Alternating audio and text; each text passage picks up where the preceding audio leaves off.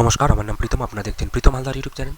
Russia থেকে খনিজ তেল এবং অস্ত্র আমদানির জন্য ভারতকে জরিমানা দিতে হবে ঘোষণা করেছেন মার্কিন প্রেসিডেন্ট ডোনাল্ড ট্রাম্প। ভারত রুশ বাণিজ্য নিয়ে তিনি অসন্তুষ্ট স্পষ্ট বুঝিয়ে দিয়েছেন। আমেরিকার রোষের মুখে কি সত্যি রাশিয়ার কাছ থেকে সস্তায় তেল কেনা বন্ধ করবে কি ভারত? আপনার কি মতামত অবশ্যই কমেন্টে জানাতে ভুলবেন না। কেন্দ্রের তরফে এই বিষয়ে কিছুই জানানো হয়নি এখনও। জল্পনা শুরু হয়েছে। শনিবার ভারতীয় সময় ট্রাম্পের মন্তব্য আরও বাড়িয়ে দিয়েছে। ট্রাম্প বলছেন ভারত রাশিয়ার কাছ থেকে আর তেল কিনছেন না। এটা ভালো সিদ্ধান্ত, কিন্তু বাস্তব পরিস্থিতি কি বলছে? ইউক্রেন আক্রমণ করার পর রাশিয়ার উপর বহু বিধিনিষেধ আরোপ করেছিল আমেরিকা সহ পশ্চিম বিশ্ব। অর্থনীতি বাঁচতে তখন রাশিয়া সস্তায় তেল বিক্রি শুরু করে। ভারতও সেই সুযোগ কাজে লাগিয়েছে। রাশিয়া থেকে প্রচুর ছাড়ে তেল কিনতে শুরু করেছে। গত কয়েক বছরে 0.2% থেকে রুশ তেল আমদানি বেড়ে হয়েছে 35%। বিশ্বের তৃতীয় বৃহত্তম তেল আমদানিকারক দেশ ছিল ভারত। তেলের অন্যতম বড় ক্রেতা এখনই তারাই। এখানে বলা হচ্ছে আমেরিকা বিধিনিষেধ আরোপ করার পর থেকে রাশিয়া বিশ্ববাজারে তেলের দাম কমিয়ে দেয় ব্যারেল প্রতি $40। মানে আমাদের এখানে ধরুন 4 × 8 = 32, ওই ধরুন 3,000 টাকার মতো, 3-3,500 টাকা। Centre for research and energy and clinic air CREI এর পরিসংখ্যান অনুযায়ী তারপর থেকে রাশিয়া তেল সবচেয়ে বেশি কিনেছে চীন 47% এবং ভারত 38%। এছাড়া ইউরোপীয় ইউনিয়ন থেকেও 6% রাশিয়ান তেল কেনা হয়েছে।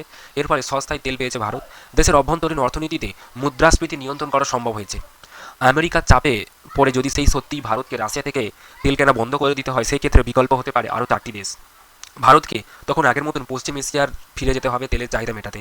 ইরাক, সৌদি আরব, সংযুক্ত আরব আমির ছাড়াও ভারত তেল কিনতে পারে আমেরিকার কাছ থেকে। নতুন দেশ হিসেবে তালিকায় ব্রাজিলকেও যোগ করা যেতে পারে, তবে প্রতি ক্ষেত্রেই বর্তমানে চেয়ে অনেক বেশি খরচ হতে পারে।